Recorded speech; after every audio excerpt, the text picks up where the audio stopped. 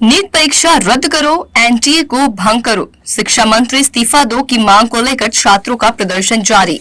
NEET परीक्षा में हुई धांधली के बाद सारे देश में परीक्षा रद्द करने की मांग को लेकर हो रहा बवाल। छात्र संगठन सड़कों पर उतरे, शिक्षा मंत्री के इस्तीफा की कर रहे मांग। परीक्षा में धांधली के सबूत मिलने के बाद भी सरकार परीक्षा रद्द करने को नहीं तैयार।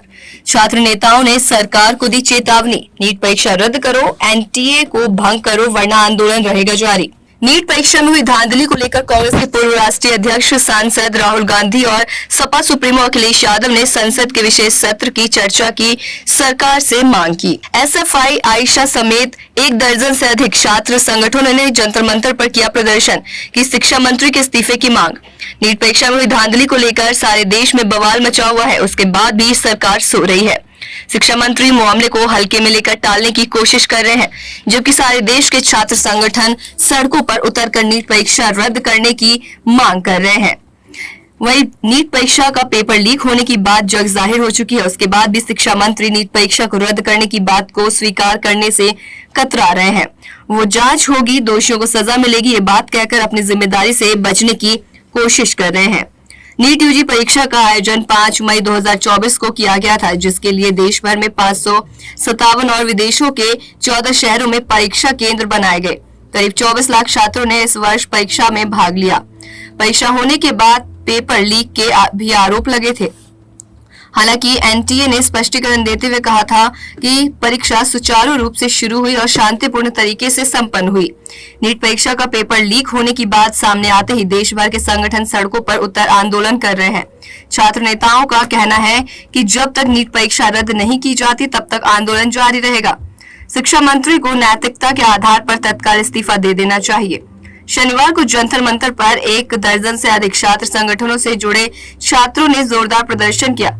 छात्र नेताओं का कहना था कि जब तक शिक्षा मंत्री इस्तीफा नहीं देते और नीट परीक्षा रद्द कर दोबारा आयोजित नहीं कराई जाती तब तक आंदोलन जारी रहेगा।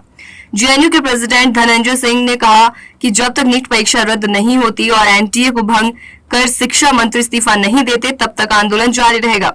जंतर मंतर पर प्रदर्शन कर रहे छात्र नेताओं ने और क्या कहा, देखिए पूरी रिपोर्ट। सिटिंग पे बैठे हुए हैं।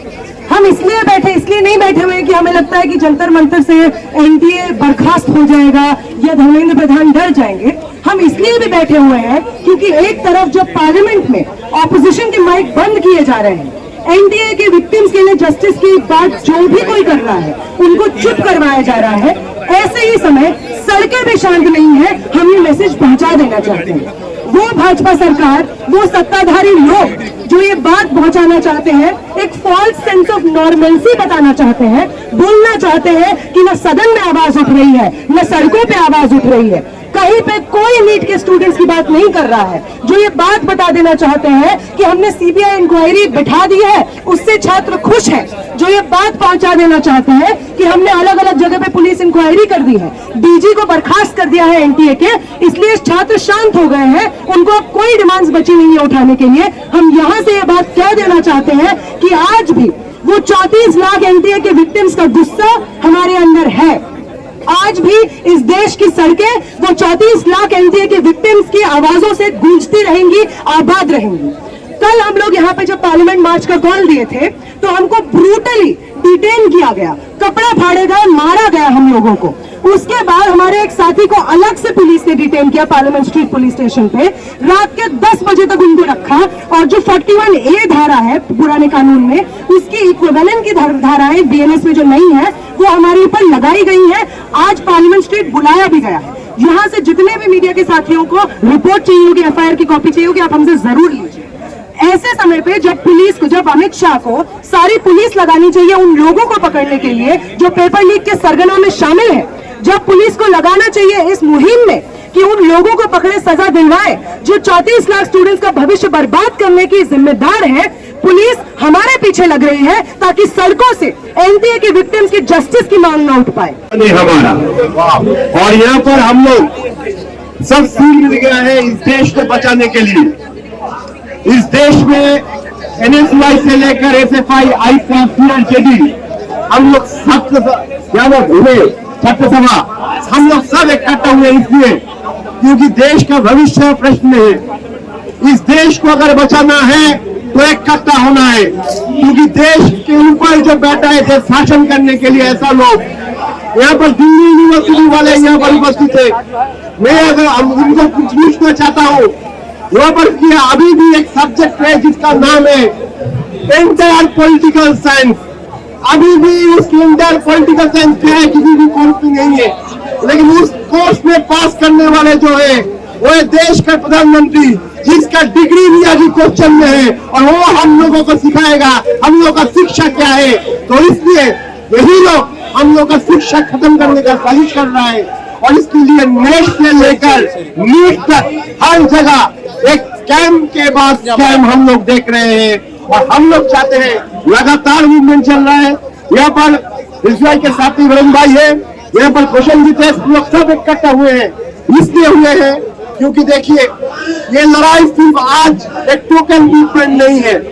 आज जो जंतर मंतर में हो रहा है, कल पूरा देश भर में ये लड़ाई होगा। हम लोग एसएफआई की तरफ से ऑलरेडी मेल भेजना शुरू कर दिया इस देश का पीएम को। हम लोग कल एसएफआई है, एआईएसएफ है, बाकी साथी कल समर्थन ज्ञापन किए। कल आने वाले कल हम लोग पूरा देश भर स्टूडेंट स्ट्राइक का आह्वान दिए हैं, क्योंकि अभी इस देश को चेतन हम लोग को कॉन्शियस हम लोग का मानना है।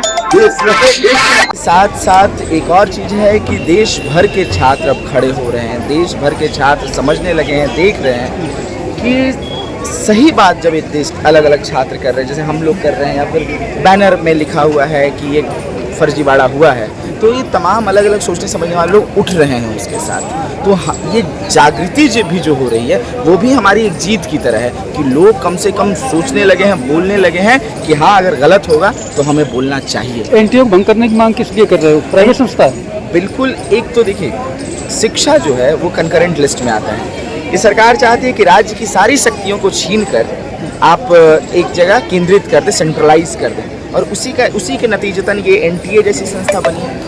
एनटीए एक ऐसा संस्था है जहाँ पे किसी तरह का उसमें जाने के लिए कोई परीक्षा नहीं होती है, सरकार जिसको चाहती है चुन के रखती है, और इसी तरह से सरकार और एनटीए में गांठ साठ हुए रहता है।